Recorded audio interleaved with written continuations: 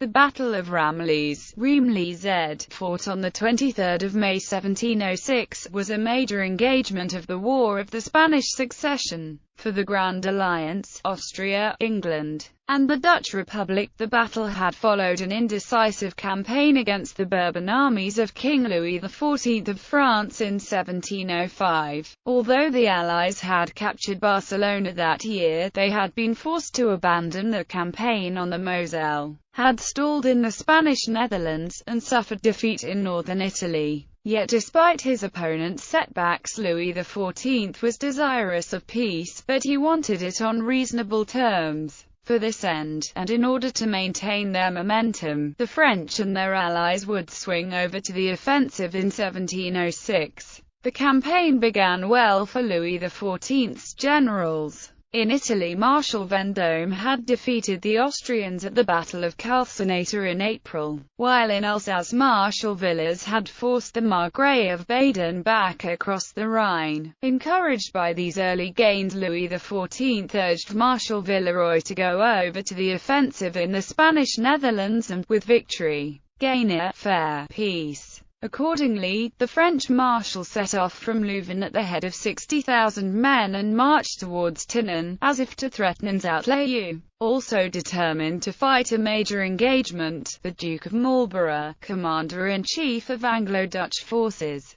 assembled his army, some 62,000 men, near Maastricht, and marched past îrämɪliːz. With both sides seeking battle, they soon stumbled upon one another on the dry ground between the Meerhein and Petite Geet rivers, close to the small village of Ramillies. In less than 4 hours, Marlborough's Dutch, English, and Danish forces overwhelmed Villeroy's and Max Emanuel's Franco-Spanish Bavarian army. The Duke's subtle moves and changes in emphasis during the battle, something his opponents failed to realize until it was too late, caught the French in a tactical vice. The battle proved decisive. With their foe broken and routed, the Allies were able to fully exploit their victory. Town after town subsequently fell, including Brussels, Bruges, Antwerp. By the end of the campaign, Villeroy's army had been driven from most of the Spanish Netherlands. With Prince Eugene's subsequent success at the Battle of Turin in northern Italy, the Allies had imposed the greatest loss of territory and resources that Louis XIV would suffer during the war. The year 1706 had indeed proved to be the Allies' annus mirabilis.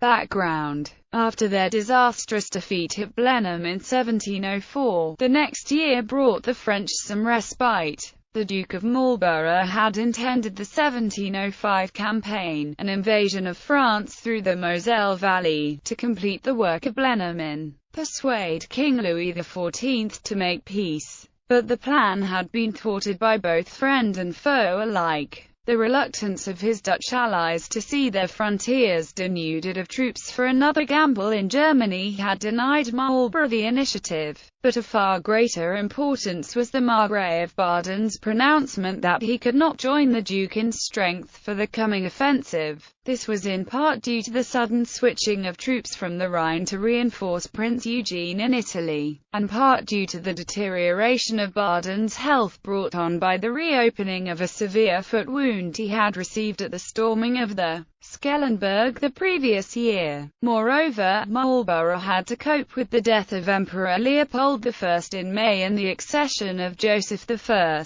which unavoidably complicated matters for the Grand Alliance. The resilience of the French king, and the efforts of his generals, also added to Marlborough's problems. Marshal Villeroy, exerting considerable pressure on the Dutch commander, Count Overkerk, along the Meuse, took high on 10 June before pressing on towards Liege. With Marshal Villars sitting strong on the Moselle, the Allied commander, whose supplies had by now become critical, was forced to call off his campaign on 16 June. What a disgrace for Marlborough, exulted Villeroy, to have made false movements without any result. With Marlborough's departure north, The French now transferred troops from the Moselle Valley to reinforce Villeroy in Flanders, while Villars marched off to the Rhine. The Anglo-Dutch forces gained minor compensation for the failed Moselle campaign with the success at ʻræmɪliːz and the crossing of the lines of Brabant in the Spanish Netherlands. But a chance to bring the French to a decisive engagement had eluded Marlborough. The year 1705 proved almost entirely barren for the Duke, whose military disappointments were only partly compensated by efforts on the diplomatic front where, at the courts of Dusseldorf, Frankfurt, Vienna, Berlin and Hanover, Marlborough sought to bolster support for the Grand Alliance and extract promises of prompt assistance for the following year's campaign. Prelude. On the 11th of January 1706, Marlborough finally reached London at the end of his diplomatic tour, but he had already been planning his strategy for the coming season. The first option was a plan to transfer his forces from the Spanish Netherlands to northern Italy. Once there, he intended linking up with Prince Eugene in order to defeat the French and safeguard Savoy from being overrun. Savoy would then serve as a gateway into France by way of the mountain passes or, alternatively, an invasion with naval support along the Mediterranean coast via Nice and Toulon in connection with redoubled Allied efforts in Spain. However, it seems that the Duke's favoured scheme was to return to the Moselle Valley and once more attempt an advance into the heart of France.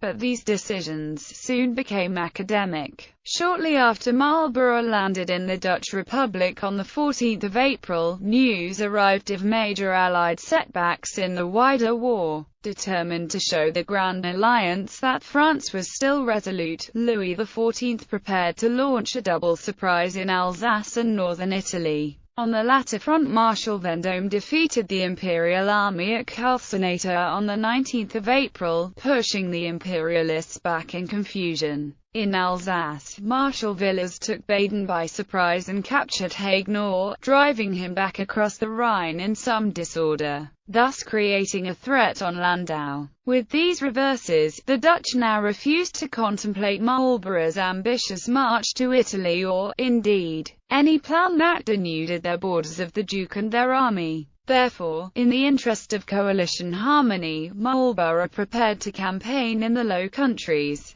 On the move, the Duke left The Hague on the 9th of May. "God knows I go with a heavy heart," he wrote 6 days later to his friend and political ally in England, Lord Godolphin, "for I have no hope of doing anything considerable, unless the French do what I am very confident they will not, in other words, court battle." On the 17th of May, the Duke concentrated his Dutch and English troops at Tongerine, near Maastricht. The Hanoverians, Hessians and Danes, despite earlier undertakings, found, or invented, pressing reasons for withholding their support. Marlborough wrote an appeal to the Duke of Württemberg, the commander of the Danish contingent. "I send you this express to request your Highness to bring forward by a double march your cavalry so as to join us at the earliest moment." Additionally, the King in Prussia, Frederick I, had kept his troops in quarters behind the Rhine while his personal disputes with Vienna and the States General at The Hague remained unresolved. Nevertheless, the Duke could think of no circumstances why the French would leave their strong positions and attack his army, even if Villeroy was first reinforced by substantial transfers from Marcin's command.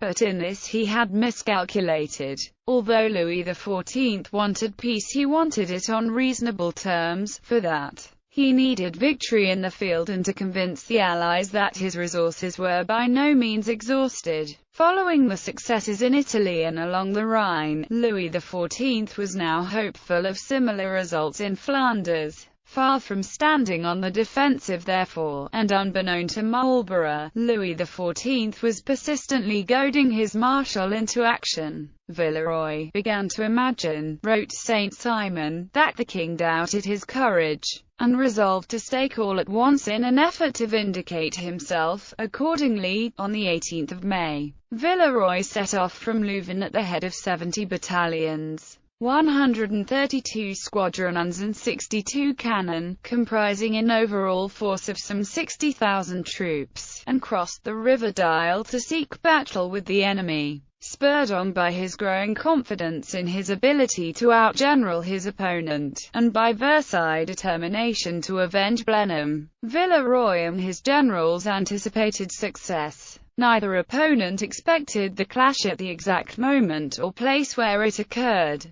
The French moved first to Tienen, before turning southwards, heading for Jodoin. This line of march took Villeroy's army towards the narrow aperture of dry ground between the Mahine and Petite Guite rivers close to the small villages of Ramillies and Taviers, but neither commander quite appreciated how far his opponent had travelled. Villeroy still believed the Allies were a full day's march away when in fact they had camped near Courcouronnes waiting for the Danish squadrons to catch up. For his part, Marlborough deemed Villeroy still at Jodoin when in reality he was now approaching the plateau of Montstreet, André, with the intention of pitching camp near Ramillies. However, the Prussian infantry was not there. Marlborough wrote to Lord Raby, the English resident at Berlin, "If it should please God to give us victory over the enemy, the Allies will be little obliged to the King Frederick for the success." The following day, at 100, Marlborough dispatched Cadogan, his quartermaster-general, with an advanced guard to reconnoitre the same dry ground that Villeroy's army was now heading, country that was well known to the Duke from previous campaigns. 2 hours later the Duke followed with the main body, 74 battalions, 123 squadrons, 90 pieces of artillery and 20 mortars, totaling 62,000 troops. At about 800, after Cadogan had just passed Merdorp, his force made brief contact with a party of French hussars gathering forage on the edge of the plateau of Jandrenille. After a brief exchange of shots the French retired and Cadogan's dragoons pressed forward, with a short lift in the mist. Cadogan soon discovered the smartly ordered lines of Villeroy's advance guard some 4 miles off. The galloper hastened back to warn Marlborough. 2 hours later the Duke, accompanied by the Dutch field commander Field Marshal Overkerk, General Daniel Dopf, and the Allied staff, rode up to Cadogan, where on the horizon to the westward he could discern the massed ranks of the French army deploying for battle along the 4-mile front. Marlborough later told Bishop Burnet that the French army looked the best of any he had ever seen.